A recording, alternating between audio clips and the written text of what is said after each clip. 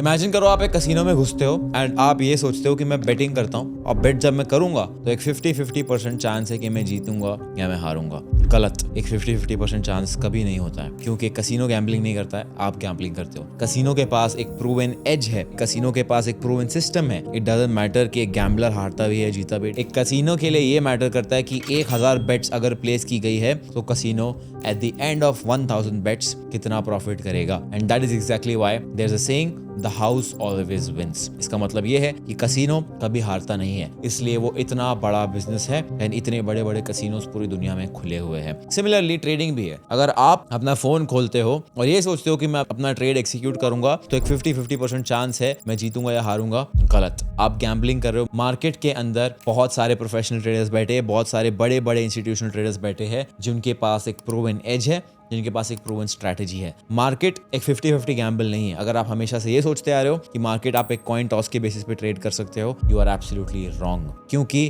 कभी भी एक प्रोफेशनल ट्रेडर जब ट्रेडिंग करता है तो उसका एज ट्राइड होता है, टेस्टेड होता है और प्रूवन होता है। एक professional trader does not care कि वो कितना विन कर रहा है, कितना लूज कर रहा है, क्योंकि एक प्रोफेशनल ट्रेडर को ये पता होता है कि over the period of 10 trades और over the period of 100 trades और 1000 ट्रेड्स एक प्रोफेशनल ट्रेडर को पता है कि उसकी एज कितना ज्यादा प्ले आउट करेगी, कितना परसेंटेज विन रेट देगी और कितना परसेंटेज रिजल्ट्स देगी और रिस्क रिवॉर्ड रेशियो देगी। And this is exactly where एक बिगिनर और एक प्रोफेशनल के बीच में कितना बड़ा डिफरेंस होता है। अब सबसे बड़ा प्रॉब्लम ये है कि जब एक बिगिनर ट्रेडिंग शुरू करता है तो उसे तो पता ही नहीं होता है कि एज क्या होता है, उसे पता ही नहीं होता है रिस्क रिवॉर्ड रेशियो क्या होता है, उसे पता ही नहीं होता है कि टाइम विंडोज और लिक्विडिटी क्या होता है, जिसकी वजह से एक बिगिनर ट्रेडर कभी अपनी एज फॉर्म नहीं कर पाता है। अगर आप ये सोच रहे हो कि मैं ट्रेडिंग शुरू करूंगा और मैं चार्ट पैटर्न सीख लूंगा और मुझे एक एज मिल जाएगी, that is not an edge, that is just textbook definition of you understanding कि ठीक है मार्केट में मैं ऐसा करूंगा तो ऐसा होगा। ऐसा कितनी बार हुआ है कि आपने एक चार्ट पैटर्न मार्केट में देखा है और आपने उस चार्ट पैटर्न को फेल होते हुए देखा है, क्योंकि that is not an as.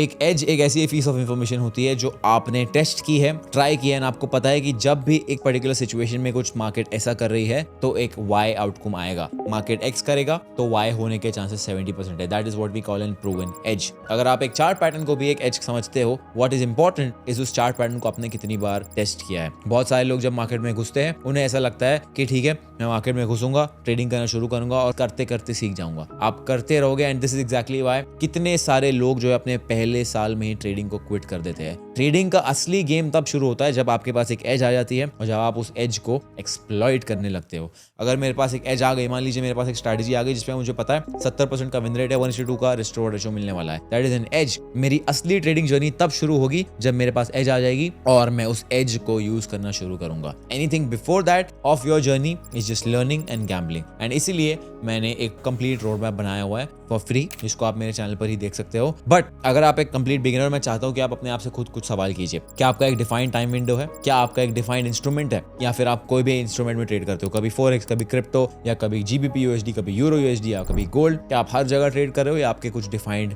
Instruments है? क्या आपका टाइम विंडो डिफाइंड है? आप दिन में कभी भी चार्ट के सामने बैठ कर कभी भी ट्रेड ले लेते हो? क्या आपका रिस्क मैनेजमेंट डिफाइंड है? क्या आपका एंट्री मॉडल डिफाइंड है या आप कभी भी जब मन करता है तब ट्रेड में एंट्री ले लेते हो, जैसे मन करता है वैसे एंट्री ले लेते हो? या आपके कुछ एंट्री कन्फर्मेशंस है? क्या आपको ये पता है कि आपका बेस्ट ट्रेडिंग डे कौन सा होता है पूरे वीक में? Monday, Tuesday, Wednesday, Thursday, Friday, कौन सा आपका बेस्ट ट्रेडिंग डे होता है? क्या आपको ये पता है कि आपका बेस्ट ट्रेडिंग मंथ कौन सा होता है? क्या आपको ये पता है कि मई से लेके जून के बीच में अगर आप गोल्ड ट्रेड करोगे तो आपको मोस्टली लॉस होगा, बिकॉज उस वक्त गोल्ड परफॉर्म नहीं करता है, क्योंकि स्टॉक मार्केट के Q2 अर्निंग्स आते हैं, जिसकी वजह से सारा पैसा स्टॉक मार्केट में फ्लो हो जाता है। ये मुझे कैसे पता है? बिकॉज मैंने टेस्ट किया है, मैंने अपने एज को टेस्ट किया है। मुझे पता है कि मेरा वर्स्ट मंथ कौन सा है और मेरा बेस्ट मंथ कौन सा है। सिमिलरली, क्या आपको पता है आपका बेस्ट मंथ कौन सा है? अगर आपको नहीं पता है, दैट मींस आप सिर्फ और सिर्फ गैम्बलिंग कर रहे हो। What you need is a real edge. And what happens unfortunately इसकी 99% लोग जब मार्केट में घुसते हैं तो उन्हें अपनी एज तो कभी मिलती नहीं है, उन्हें ये पता होता ही नहीं है कि एग्जैक्टली एज क्या होता है, एंड वो सिर्फ और सिर्फ गैम्बलिंग करते हैं, जिसकी वजह से of course eight the and उनको लॉस हो जाता है। एंड 90% ऑफ द पीपल एक साल से ज्यादा मार्केट में टिक नहीं पाते हैं। एंड ऑफ कोर्स आप टिक नहीं पाओगे तो प्रॉफिटेबल ट्रेडर तो कैसे ही बन पाओगे? And that is exactly why आज इस वीडियो में मैं आपको ये समझा रहा हूँ कि एज होना कितना ज्यादा जरूरी है एंड कितना ज्यादा इंपॉर्टेंट है। जो भी सवाल मैंने आज आपसे किया है, ask yourself again and find the answers. आपको अगर जवाब मिल गए, then all you have to do is go and test your edge and then start using it and तब जाके आपका असली ट्रेडिंग जर्नी शुरू होगा। Your next step should be to actually understand how to read liquidity, how to read charts, how to read price action. And of course, that is a very lengthy process. मुझे almost 2 से 3 साल लग गए सारी चीजें सीखने के लिए. And if you're somebody who's very serious about their journey, who wants to get started off, then I have a complete 43 lecture course on all the concepts that you need with practical applications in one place. And of course, if you're interested, you can go to my link in bio and you'll find the link of that course in the description of this particular video. आपको ये तो समझ में आ गया कि आप beginners गलती करते क्या है, लेकिन प्रोफेशनल्स क्या करते हैं? प्रोफेशनल के बाद एक रूल बुक होता है, एक प्ले बुक होता है और एक बैक टेस्टेड सिस्टम डेटा होता है। बैक टेस्टिंग के बारे में तो मैंने आपको बता दिया है, बट जो रूल बुक होता है वो बहुत इंपॉर्टेंट होता है। रूल बुक एक ऐसी चीज है,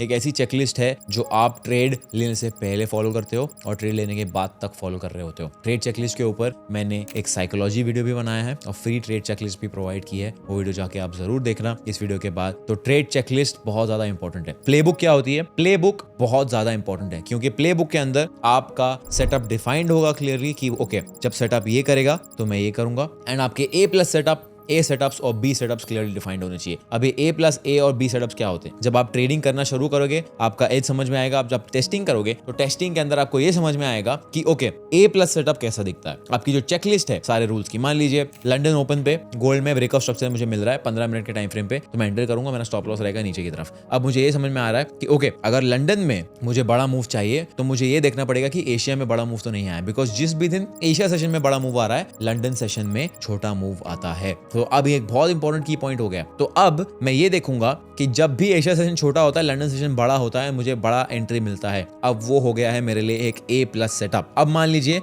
एशिया सेशन ने मीडियम मूव दिया है तो वो मेरे लिए हो जाएगा ए सेटअप, बाकी सारी चीजें अगर टेक ऑफ हो रही है तो। बट अगर एशिया सेशन ने बहुत बड़ा मूव दिया है वो मेरे लिए बन जाएगा बी सेटअप, क्योंकि मेरा ऑब्जर्वेशन और मेरा एज और जो मेरा टेस्ट है वो मुझे ये समझाता है कि भाई जब भी एशिया सेशन बड़ा मूव दे रहा है मेरे को लंदन सेशन में छोटा मूव आता है। And that is exactly why it is so important for you to have your play book and आपके सारे सेटअप्स जो है क्लियरली डिफाइंड होने चाहिए। अब अगेन ये कब होगा? जब आप एटलीस्ट 100 से 200 ट्रेड्स को बैक टेस्ट करोगे। जब आप ऑटोमेटिकली 100 से 200 ट्रेड्स को बैक टेस्ट करोगे आपको ऑटोमेटिकली समझ में आ जाएगा कि ओके, अगर मेरी स्ट्रैटेजी में 10 रूल्स है, अगर 10 में से 8 फॉलो हो रहे हैं then may be it is an ए+ सेटअप। अगर 10 में से 10 फॉलो हो रहे हैं then that is a perfect ए+ सेटअप। 10 में से 8 हो रहे हैं तो ए सेटअप हो गया, और मान लीजिए 10 में से सिर्फ 6 या 7 हो रहे हैं, उसको आप कह सकते हो B setup. As a beginner मैं तो आपको ये सजेस्ट करूंगा कि सिर्फ और सिर्फ ए+ सेटअप लीजिए। ऑफ कोर्स ट्रेड फ्रीक्वेंसी कम होगा, ए+ सेटअप या ए सेटअप्स आप लोगे, that is something that I would absolutely recommend. इसके बाद आपको सिंपली क्या करना है, आपको जाके मेरा बैक टेस्टिंग का वीडियो देखना है